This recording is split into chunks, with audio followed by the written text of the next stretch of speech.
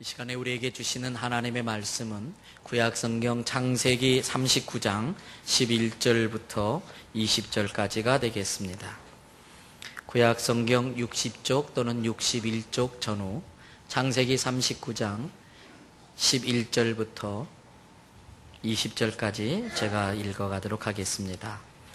그러할 때에 요셉이 그의 일을 하러 그 집에 들어갔더니 그 집 사람들은 하나도 거기에 없었더라. 그 여인이 그의 옷을 잡고 이르되 나와 동침하자.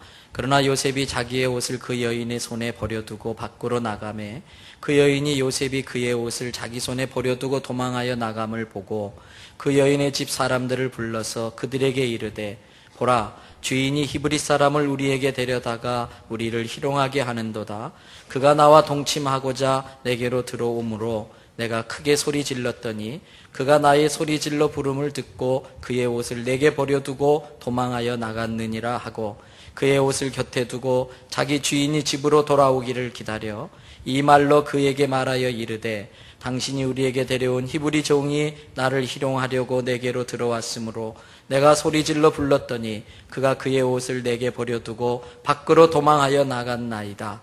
그의 주인이 자기 아내가 자기에게 이르기를 당신의 종이 내게 이같이 행하였다 하는 말을 듣고 심히 노한지라. 이에 요셉의 주인이 그를 잡아 옥에 가두니 그 옥은 왕의 제수를 가두는 곳이었더라. 요셉이 옥에 갇혔으나. 아멘.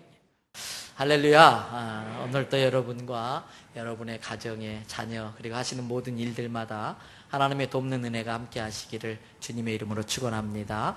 이제 그동안 기도하셨던 수양회 내일 모레 출발하게 됩니다. 아침 8시까지 오셔야 됩니다.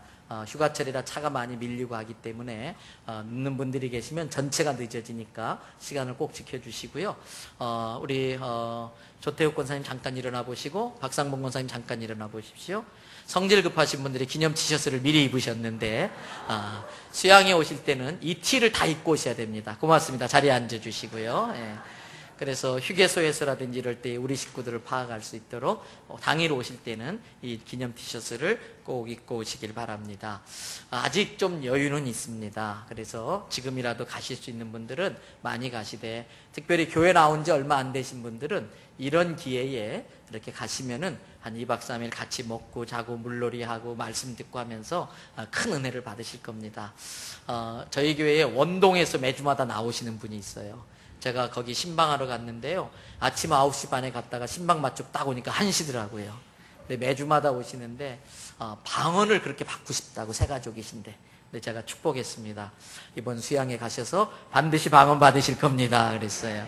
왜요? 이번에 강사로 오시는 목사님이 영국에서 방언을 연구하고 오신 분이시거든요.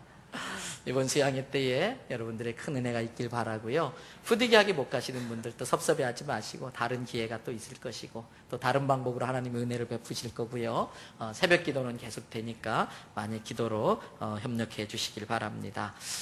저는 이제 오늘까지 설교하고 수양회까지 여러분들과 같이 시간 보낸 다음에 이제 8월부터는 안식월을 갖게 되는데 주님의 교회라는 것을 이 기간 동안에 여러분들이 입증해 주시면 좋겠어요. 요즘에 수요일 날도 기도하러 오는 분들이 참 많고 또 주일 오후 찬양 예배도 많이 참석하고 은혜 받고 또 새벽 기도도 깜짝 놀래죠. 이렇게 많이 나오시나 할 정도로 너무나 좋은 현상이에요. 그런데 주님이 우리 교회의 담임 목회자이신 줄 믿습니다. 여러분들은 주님의 양이기 때문에 담임 목사가 없더라도 더 많이 기도해 주시고 특별히 각 여전도회 남전도회에서 제가 없는 동안에도 자체적으로 기도 프로그램도 좀 돌리시고 그래서 제가 없는 동안 교회가 더 크게 부흥하는 역사를 나타내 주시기를 바랍니다. 예. 오늘 같은 날 이런 생각을 하면 굉장히 짜증스러울 것 같긴 한데요. 정말 덥지요. 경상도 말로 하면 겁나게 더워 이건 전라도 말인가? 겁나게 더워버려요. 뭐 이런 건 정말 무섭게 더워요. 근데 이런 생각 해봤어요. 어떤 분이 그러더라고요. 지난주에 변압기가 과부하가 걸려가지고 빵 터져버렸대요. 그러니까 그 주변 일대가 다 정전이 돼버렸잖아요. 점심때 식당에서 난리가 난 거예요. 뜨거운 삼계탕 이런 거 먹는데 에어컨도 안 되고 선풍기도 안 되니까. 여러분 정말 오늘 예배 드리는데 오늘 같은 날 정전돼서 에어컨이 안 틀어지면 여러분 어떠실 것 같아요? 4층은 더 더워요. 열기가 올라가기 때문에. 그런데 선풍기도 틀 수 없어요. 게다가요, 수도관이 터져버렸어요. 그래서 집에 가서 화장실에 물도 못 내리고 샤워도 못 해요. 오늘 같은 날. 몸은 끈적끈적한데. 여러분, 끔찍할 거예요. 이런 상황들을 우리는 엎친 데 덮쳤다. 엎친 데 덮쳤다. 그런 표현을 씁니다. 그런데요, 인생도 그런 인생이 있더라니까요. 인생도 엎친 데 덮치는 인생이 있어요. 그래서 예수님을 모르는 분들은요, 그런 표현 씁니다. 팔자가 뭐 하다고요? 드세다. 팔자가 싸납다. 팔자가 드세다. 이런 표현을 하기도 하는 거예요. 그런데 마침 오늘 본문에 나오는 요셉이라는 사람이 바로 그런 인생을 살았어요. 팔자가 그렇게 드세도 그렇게 드실 수가 없어요. 엎친 데 덮친 인생을 요셉이 살고 있는 거예요. 잘 아시는 것처럼 원래 요셉은 아버지에게 정말 가장 많이 사랑받는 그런 아들이었어요. 근데 그것이 화근이 되었습니다. 아버지께 그렇게 사랑을 받으니까 형제들이 그렇게 얄미울 수가 없어요. 밉보인 거예요. 어느 날 요셉이 아버지의 심부름으로 들판에 일하고 있는 형들을 찾아간 겁니다. 평소에 요셉을 시기했던 형들이 요셉이 저기서 오는 걸 보니까 아주 못된 마음을 먹었어요. 저거 죽여버리자. 그래서 요셉을 웅덩이에 그냥 넣어버리고 만 거예요. 거기서 굶어 죽도록. 그런데 마침 아랍 상인이 지나가는데 큰형 시므이가, 야, 우리가 괜히 죽일 거 있느냐? 저거 팔아버리자. 그나마 목숨이나 좀 살려주려고. 그런데 그것이 하나님께서 마음을 그렇게 움직인 거지요. 아라비아 상인들에게 팔아버렸어요. 여러분, 하루아침에 졸지에 순식간에 사랑받는 귀한 아들에서 먼 타국 땅 애굽의 노예로 전락돼 버리고 말았어요. 순식간에 그의 인생이 엎어져 버리고 말았어요. 엎드러지고 말았어요. 뒤집어지고 말았어요. 다행히 요셉은 긍정적인 사람이었습니다. 보통 사람 같았으면 자기 팔자를 탓하고 신세 타령을 하고 인생을 포기해버렸을 거예요. 술주정뱅이가 되어버렸을 거예요. 근데 요셉은 그렇게 하지 않았습니다. 비록 그의 인생이 어긋나 버렸지만, 비록 그의 인생이 순식간에 엎어져 버리고 말았지만, 당장은 어찌할 도리가 없기 때문에 자기가 처한 상황에서 최선을 다하기로 마음을 먹은 거예요.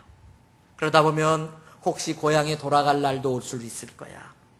그렇지 못한다 할지라도 그래도 지금보다 내가 나름대로 최선을 다하면 지금보다는 더 나아지겠지, 이런 생각을 가지고 요셉은 정말로 어디에서든지 무엇을 하든지 열심히 했어요. 성실했어요. 최선을 다했어요. 그러다 보니까 윗사람의 눈에 들었어요. 인정받기 시작했어요.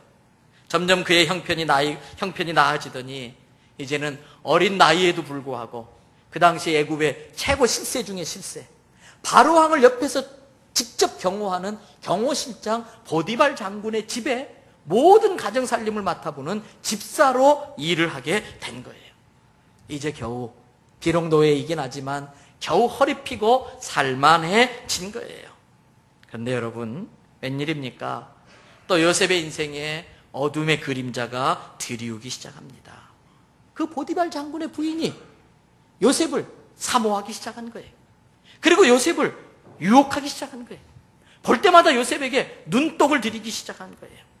여러분, 여자의 눈독에 들면 무섭습니다. 이 눈으로 쏘는 독이요, 무서운 거예요. 이게 눈독이에요. 기회만 되면 요셉을 유혹하는 거예요. 그러나 요셉은 그 유혹을 넘어갈 수가 없어요. 인간적으로 생각하면요, 이 부인을 잘만 이용하면은 어쩌면 노예의 신세에서 벗어날 수 있어요.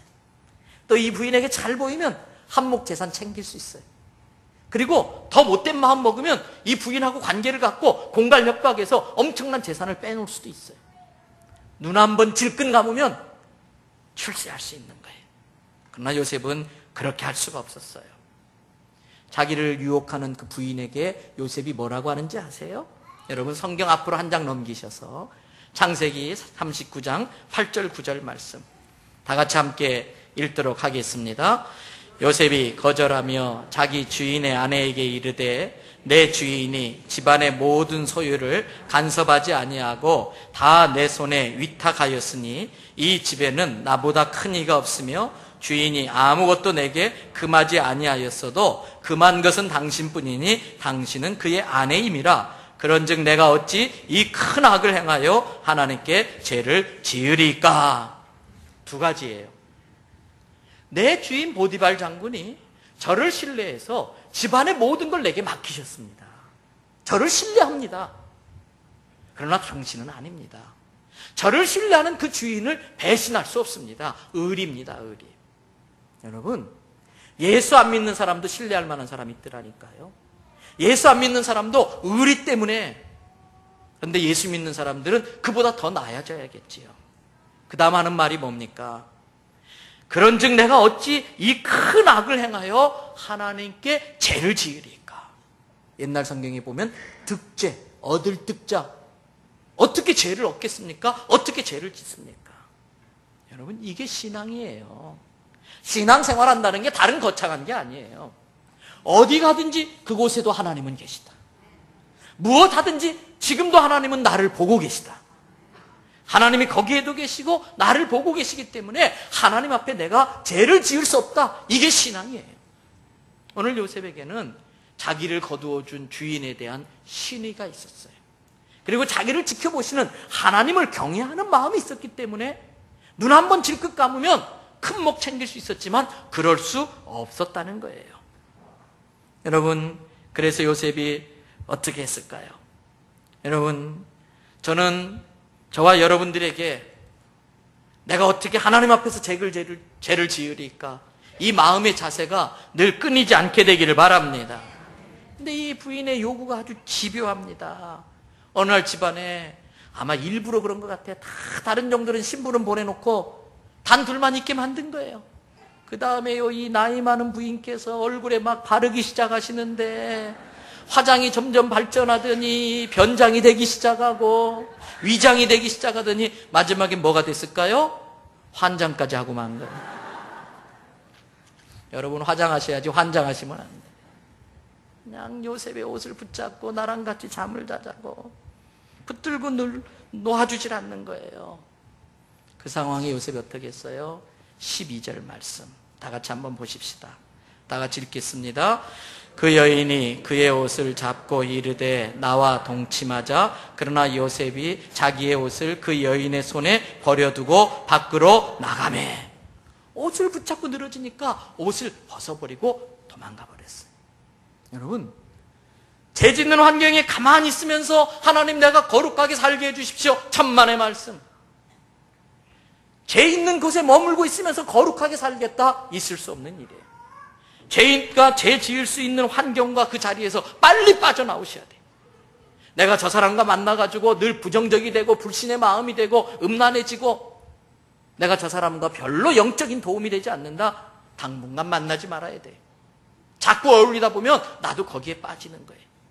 요셉은 그걸 알았어요. 그래서 비싼 옷일 수도 있지만 노예가 그 옷 한번 준비하려면 너무나 많은 시간이 걸릴 수도 있지만 그거 아까워하지 않고 버려두고 그 자리에서 빠져나오는 거예요.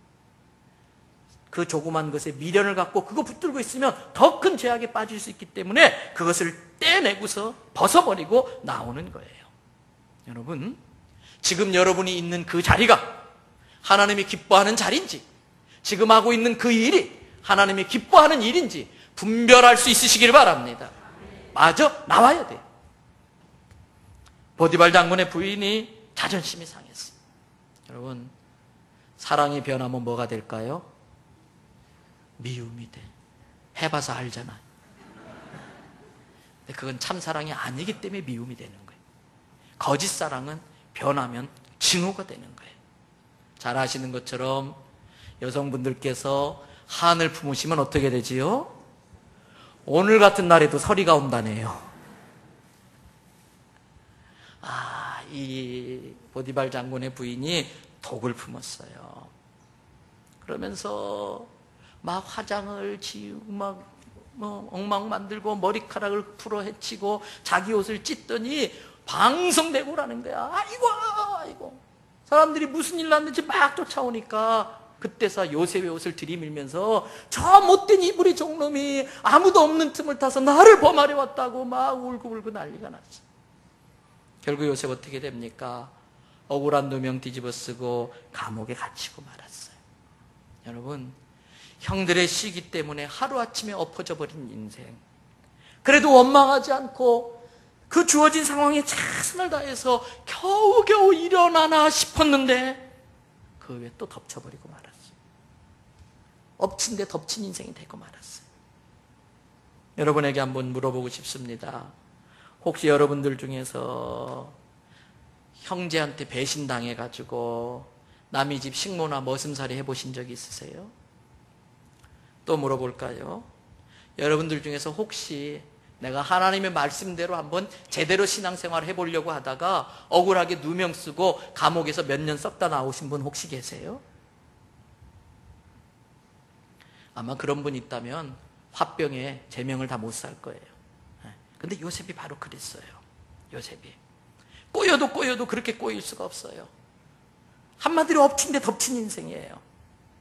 근데 여러분 아십니까?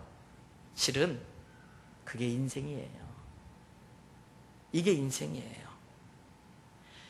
엎친 데 덮치고 꼬이고 꼬이는 게 인생이기 때문에 그래서 그 순간이 중요한 거예요.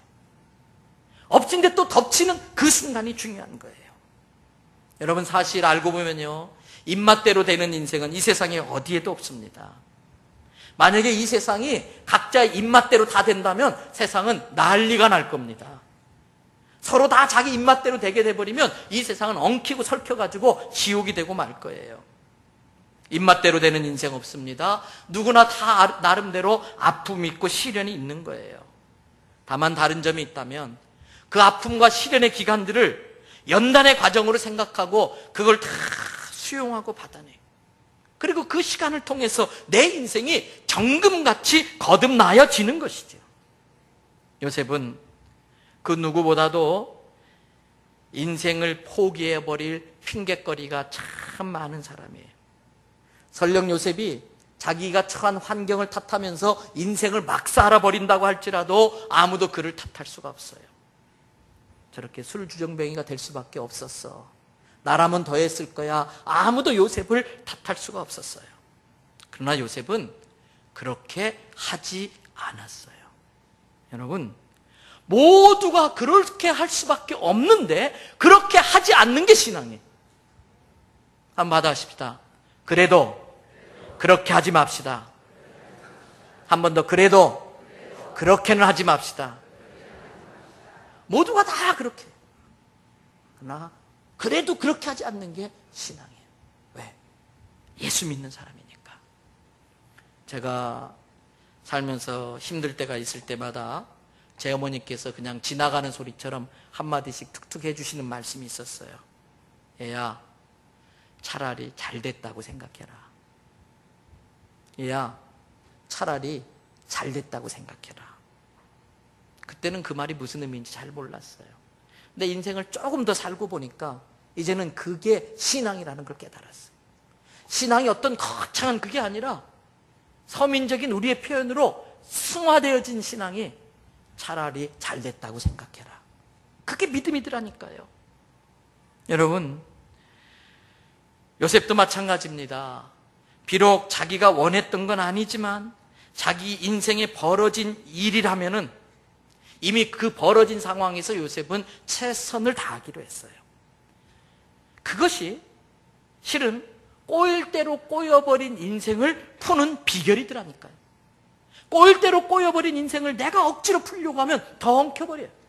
그런데 그걸 수용하고 그 주어진 상황에서 최선을 다하니까 그것이 그 꼬인 걸 푸는 실마리가 되더라는 거예요. 여러분, 하버드 대학의 교수로 아주 잘 나가던 헨리 나우엔이라는 분이 계셨어요.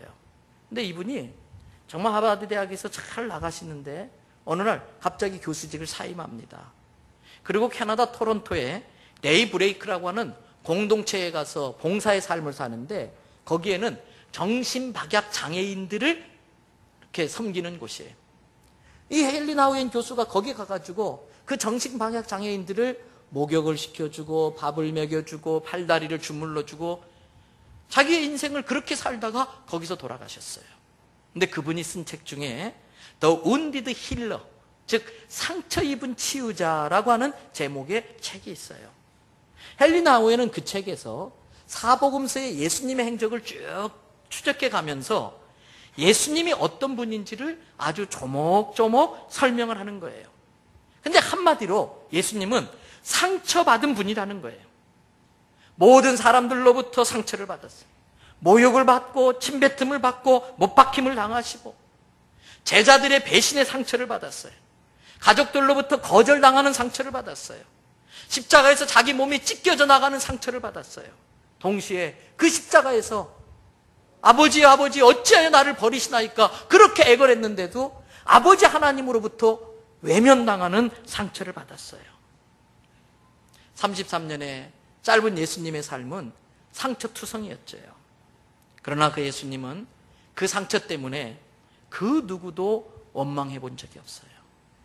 자기가 당한 그 상처 때문에 불평하지도 않았어요. 자기 인생을 자학하거나 자해하지도 않았어요. 오히려 자기에게 상처를 준 사람을 끌어안기 시작합니다. 자기에게 상처를 준 사람들을 축복하기 시작합니다. 아버지 하나님, 저들이 자기가 하는 짓이 무슨 짓인지 모르니까 저렇게 하는 거지요. 저들의 죄를 저들에게 돌리지 마시고 다 내게로 돌리십시오. 그 상처를 다 자기 안에 받아들였어요. 여러분, 그래서 예수님은 온 인류의 구원자, 위대한 치유자가 될 수 있었다는 거예요. 그런데 오늘 본문의 요셉이 바로 예수님의 모델입니다. 창세기 40장 앞부분을 보니까 바로 왕의 신복 중에 신복인 술 맡은 관원과 떡시중 드는 관원이 어떤 이유인지 모르지만 갑자기 왕궁 감옥에 갇히는 일이 벌어졌어요. 여러분, 하나님의 오묘하신 섭리가 있어요. 보디발 장군이 왕실 경호대장이었기 때문에 요셉이 왕실 감옥에 갇힐 수가 있었어요. 그 많은 사람들 중에서 요셉을 노예로 사간 사람이 보디발 장군이었던 것도 하나님의 계획하심이 있어서 그 보디발 장군의 눈에 요셉이 쏙 들게 만들어서 그 집 노예가 된 거예요. 그래서 왕실 감옥에 가게 됐고 거기에서 그 왕실의 관리들을 만날 수 있었다는 거예요. 그런데 한번 보십시오. 요셉이 그 두 사람을 보니까 참 마음이 아픈 거예요. 안타까운 거예요. 왜? 자기도 억울하게 감옥에 와 있는데 자기는 그나마 노예로 있다가 감옥으로 떨어졌지. 이 사람들은 최고위직에 있다가 어느 날 갑자기 지하 감옥으로 떨어졌어요. 요셉이 그들의 마음을 읽은 거예요. 얼마나 아플까, 얼마나 힘들까, 얼마나 괴로울까. 그래서 최선을 다해서 그들을 섬겨준 겁니다. 어느 아침에 일어났더니 두 사람의 안색이 안 좋습니다. 간밤에 꾼 꿈 때문에 마음이 편치 않았던 것이지요. 요셉이 묻습니다. 무슨 일이십니까? 왜 얼굴에 그렇게 근심이 있습니까? 제가 어떻게 도와드릴 수는 없을까요? 여러분, 전에 사랑은 관심이다 이렇게 말씀드린 적이 있어요. 사랑은 관심이에요. 사랑하지 않는 게 죄라면, 그렇다면 관심을 갖지 않는 건 죄예요. 관심, 내 마음을 연관짓는 거예요. 내 마음을 저 사람의 상처까지 연관시켜서 그 사람의 아픔을 내가 고스란히 느끼고 그 사람의 상처를 내가 같이 아파하고 그러면서 그 사람의 상처를 싸매어주고 내가 그러한 상처를 받아본 경험이 있기 때문에 여러분, 이것이 예수님의 모습이고 이것이 요셉의 모습이고 이것이 우리가 취해야 될 모습인 거예요. 상처를 누구나 받습니다. 그러나 상처의 복수자가 되면 사탄에게 지는 겁니다. 상처를 받았지만 주님의 은혜로 치유받고 더 상처 입은 자들을 치유해 줄 수 있는 상처의 치유자가 되시기를 바랍니다. 오늘 예수 그리스도를 헨리 나우엔이 상처 입은 치유자라고 표현했던 것처럼 요셉은 억울하게 상처 입은 자신이었지만 자기가 그러한 상처를 입어봤기 때문에 다른 사람의 상처를 아파할 줄 알고 다른 사람의 상처를 치유하는 치유자로 쓰임받을 수 있었다는 거예요. 오늘 주님께서 우리에게 그러한 마음을 품기를 원하신다는 걸 깨달을 수 있기를 바랍니다. 하나님은 그러한 요셉을 귀하게 봤어요. 어떠한 요셉이에요?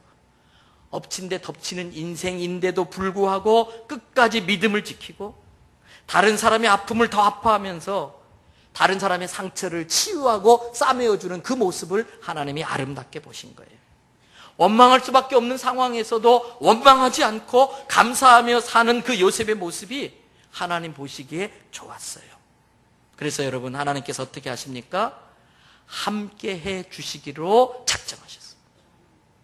하나님이 보시기에도 내가 요셉과 함께 해주지 않으면 누가 요셉과 함께 해주겠느냐? 하나님이 보시기에도 함께 해주고 싶은 사람의 모습, 그게 바로 요셉의 모습이에요. 여러분, 성경 앞으로 한 장 더 넘기셔서 창세기 39장 2절 3절 말씀 다 같이 함께 읽도록 하겠습니다.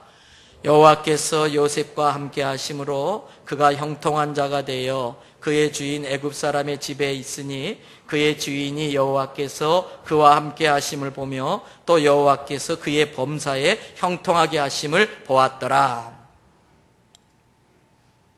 무슨 말입니까? 여호와께서 요셉과 함께 해주셨더니 요셉이 하는 모든 일들마다 형통하게 되었다. 함께 해주시는 거예요. 여러분, 그래서 어디에 있느냐, 무슨 일을 하느냐가 중요한 것이 아니고 그곳에 예수님이 함께 하느냐, 그 일을 예수님이 함께 해주시느냐, 이게 중요한 거예요. 천국은 왜 천국이고 지옥은 왜 지옥입니까? 사도 요한이 천국을 보고 와가지고 요한계시록에 천국을 싹 설명해 놨는데 우리가 발음하기도 어려운 별별 보석들로 천국이 지어졌어요. 얼마나 천국이 멋진지 기본적으로 최소한 천국 바닥이 전부 다 정금이에요. 천국에 12대문이 있는데 큰 진주를 깎아서 만들 정도로 너무나 화려한 곳이 천국이에요. 그런데 여러분, 정말 그렇게 보석으로 지어졌기 때문에 천국일까요? 아니에요. 아무리 보석으로 지어졌어도 예수님이 안 계시면 지옥이에요. 아무리 허름한 곳이라도 예수님이 계시면 그곳이 천국인 줄로 믿습니다. 오늘 우리도 마찬가지예요. 뭐가 형통이고 뭐가 축복이냐? 지금 내 환경은 감옥일 수 있어요. 지금 내 신분은 노예일 수 있어요. 그런데 보디발 장군 같은 높은 자리에 있어도 주님이 함께하지 않으면 그곳이 지옥이고, 요셉같이 노예의 신분이라도 그곳에 주님이 함께 계시면 그것이 천국이라는 거예요. 오늘 요셉은 그것을 터득한 거예요. 그래서 여러분, 주님이 내 마음에 계시면 내 마음이 천국이고요, 주님이 나와 함께 하지 않으면 내 마음이 지옥이 되는 거예요. 그래서 예수님이 뭐라고 그랬어요? 천국이 여기 있다 저기 있다 하지 마라. 천국은 곧 어디에 있다? 내 마음에 있다라는 거예요. 저는 여러분이 어떤 상황 속에 어떤 엎치고 덮치는 인생이라 할지라도 주님이 여러분 안에 계신 걸 놓치지 마시기를 바랍니다. 그 믿음을 잃지 마시기를 바랍니다. 아무리 내 인생이 10번 엎어지고 10번 덮어져도 주님이 함께 계시면 까딱 없는 거예요. 걱정할 것이 없는 거예요. 그래서 여러분, 찬송가 438장 우리가 힘들고 어려울 때마다 부르잖아요. 3절 가사 중에 이런 가사가 있어요. 높은 산이 거친 들이 조막이나 궁궐이나 내 주 예수 모신 곳이 그 어디나 하늘나라 다 같이 할렐루야 찬양하세 내 모든 죄 사함받고 주 예수와 동행하니 그 어디나 하늘나라 할렐루야 주 예수와 동행하니 그 어디나 하늘나라. 오늘 20절 말씀 보세요. 20절 말씀. 맨 마지막에 글자 하나가 너무나 중요해요. 이 글자 하나가 인생을 바꿔버려요. 이 글자 하나가 신앙과 불신앙을 결정지어요. 우리 20절 읽어가면서 맨 마지막 글자 하나는 큰 소리로 한번 읽어보겠어요. 다 같이 읽겠습니다. 요셉의 주인이 그를 잡아 옥에 가두었으니 그 옥은 왕의 제수를 가두는 곳이었더라. 요셉이 옥에 갇혔으나, 요셉이 옥에 갇혔으나 그곳에서도 예수님이 계셨기 때문에, 요셉이 비록 억울하게 옥에 갇혔으나 그곳에서도 하나님이 역사하시는 걸 믿었기 때문에, 그래서 우리 그리스도인의 인생은 그러나의 인생이에요. 내 인생이 엎어졌으나, 내 인생이 그 엎어진 곳에 덮쳐졌으나 주님이 함께 계시기 때문에. 여러분, 하나님이 함께 하시면 어떤 일이 벌어질까요? 5절에 하나님이 함께 하실 때 어떤 일이 벌어지는지 나와 있어요. 5절 말씀 다 같이 읽겠습니다. 그가 요셉에게 자기의 집과 그의 모든 소유물을 주관한 때부터 여호와께서 요셉을 위하여 그 애굽 사람의 집에 복을 내리심으로 여호와의 복이 그의 집과 밭에 있는 모든 소유에 미친지라. 할렐루야. 여호와께서 요셉을 위하여 애굽 사람의 집에 복을 내렸다네요. 저는 여러분들 때문에 여러분의 회사가 하나님의 복을 받길 바랍니다. 여러분 한 명이 예수 믿은 것 때문에 여러분의 가문에 하나님의 은혜가 임하기를 바랍니다. 예수 잘 믿는 며느리 들어오는 게 복이에요. 예수 잘 믿는 사위 맞이하는 게 복이에요. 여러분들이 어디를 가든지 무엇하든지 하나님이 함께 하심으로 복덩어리가 되시기 바라요. 하나님께서 요셉을 위하여 애굽 사람에게 집에 복을 내려주셨다는 거예요. 여러분, 믿음 없는 사람이 볼 때에 요셉의 인생은 저주받은 인생이에요. 요셉의 인생은 꼬일 대로 꼬인 인생이에요. 그런데 똑같은 상황도 믿음으로 받아들이기 시작하면 불통이 형통이 되는 거예요. 저주가 아니라 축복이 되는 거예요. 절망이 아니라 기회가 되는 거예요. 여러분, 요셉은 감옥을 인생의 결론으로 만들지 않았어요. 요셉의 결론은 하나님이 주신 비전을 따라서 애굽의 총리가 되는 것이에요.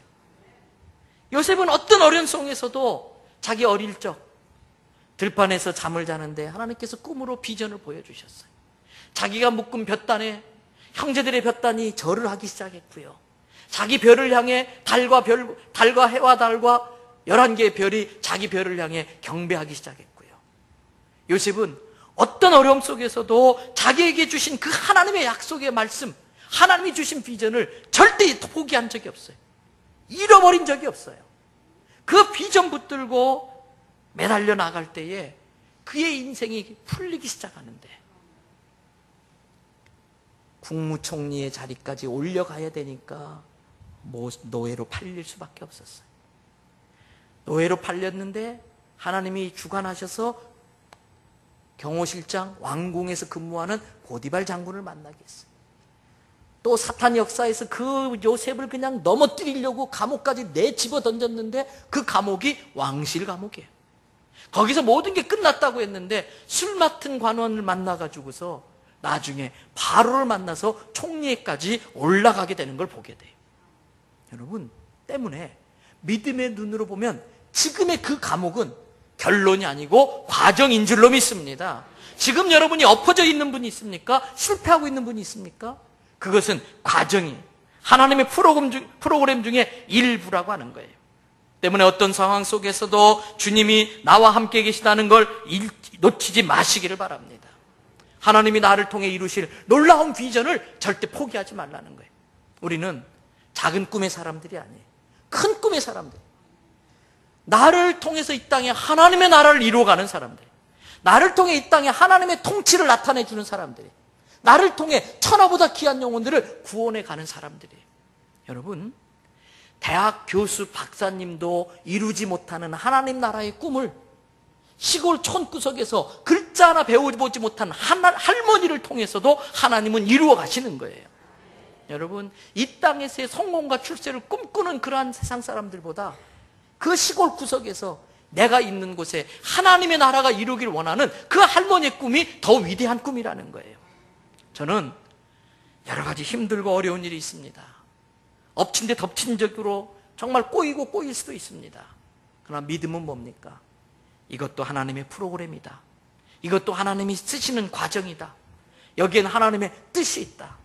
그걸 가지고 또다시 일어쓰고 또다시 일어쓰는 거예요. 왜? 우리를 통해 이루실 하나님의 놀라운 꿈이 있기 때문에. 이야기 하나 하고 마치겠습니다.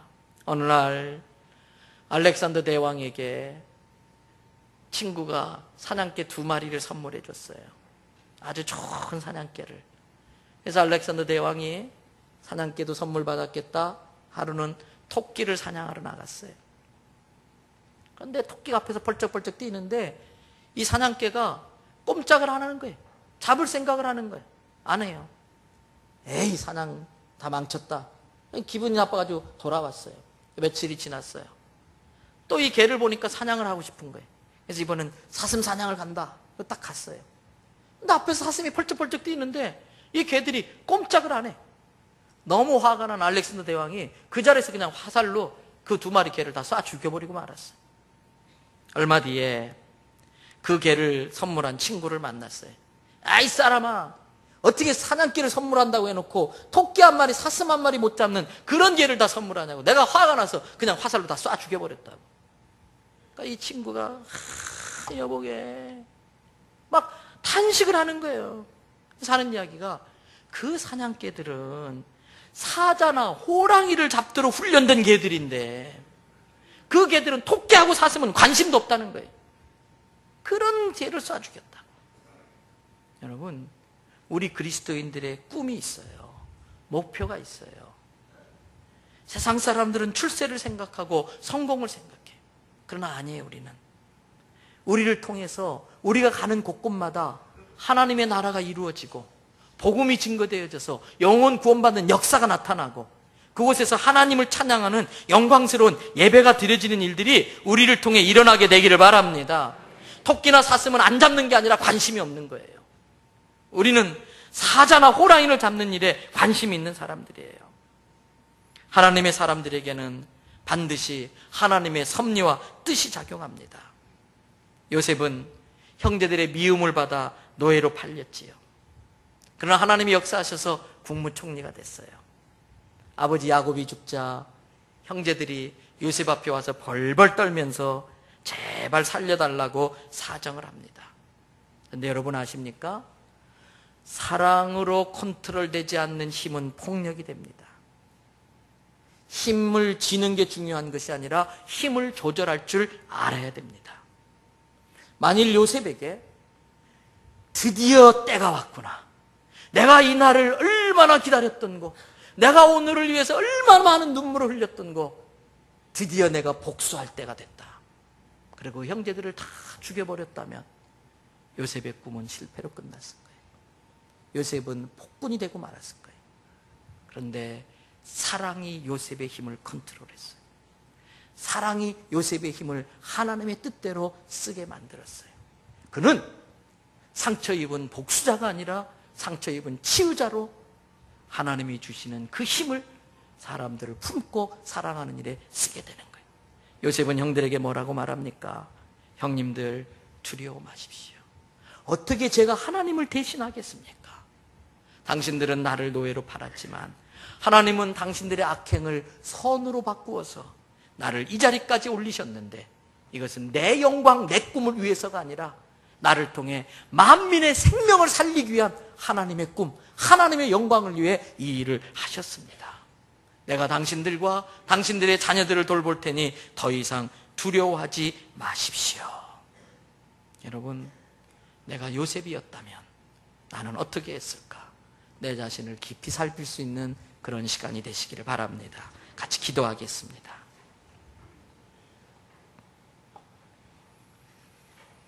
여러분, 인생이 내 입맛대로 되는 건 아닙니다. 내 입맛대로 되면 그건 지옥이 되고 맙니다. 인생은 하나님의 섭리와 주권 가운데 이루어져 갑니다. 믿음은 나를 향한 하나님의 비전, 나를 향한 하나님의 선한 뜻이 있음을 믿고 믿음으로 그것을 취하는 것입니다. 사단은 그것들을 시기하고 질투해서 엎어지고 넘어지고 덮어지게 만들지만 그때마다 그곳에도 주님은 계십니다. 여기에도 주님은 계십니다. 그 믿음을 가지고 나보다 더 상처 입은 자들을 싸매고 나보다 더 힘들어하는 사람들을 품는 상처 입은 치유자가 되는 것이 믿음입니다. 그러면 하나님이 함께 해주십니다. 하나님이 함께 해주시면 형통이 임합니다. 나 때문에 다른 사람들까지 하나님의 복을 받는 겁니다. 요셉 때문에 수많은 사람이 살아난 것처럼 오늘 저와 여러분들이 살다 보면 상처가 있을 수 있지만 그 상처 때문에 벼르는 사람이 되지 않고 그 상처를 주님의 사랑으로 싸매고 사랑의 치유자가 되어지게 해달라고 우리 다 같이 합심으로 기도하겠습니다. 은혜와 사랑이 많으시고 자비와 긍휼이 풍성하신 아버지 하나님,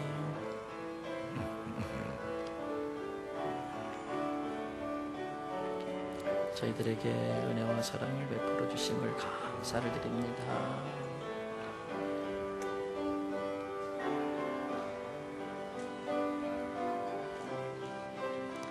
아버지 하나님 도와주세요.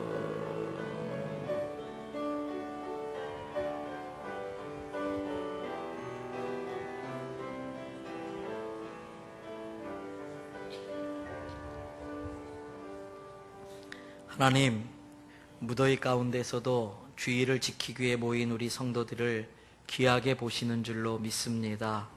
오늘 꼬일 대로 꼬여버렸고 엎친 데 덮친 격이었던 요셉의 삶을 보면서 우리들의 삶과 함께 비교를 해보게 됩니다.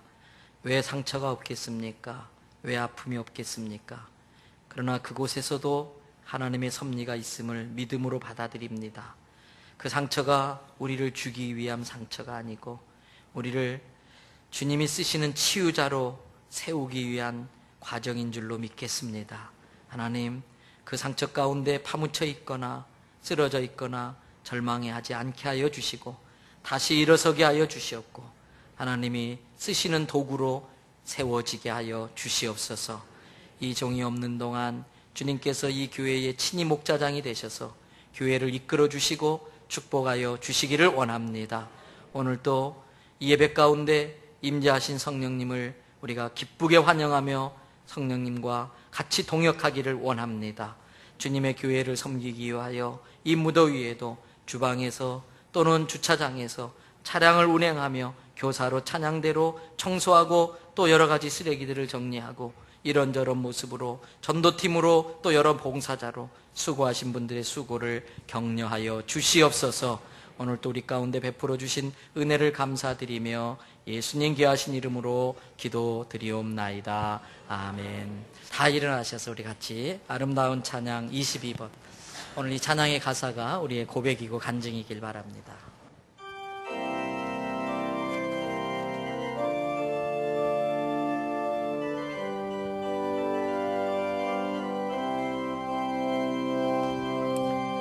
하나님 한 번도 나를 실망시킨 적 없으시고 언제나 공평과 은혜로 나를 지키셨네. 오신실하신 주, 오신실하신 주, 내 너를 떠나지도 않으리라. 내 너를 버리지도 않으리라. 약속하셨던 주님, 그 약속을 지키사 이후로도 영원토록 나를 지키시리라 확신하네. 지나온 모든 세월들 돌아보아도 그 어느 것 하나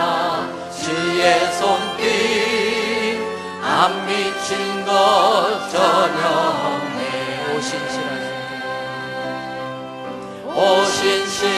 오신실하신 주,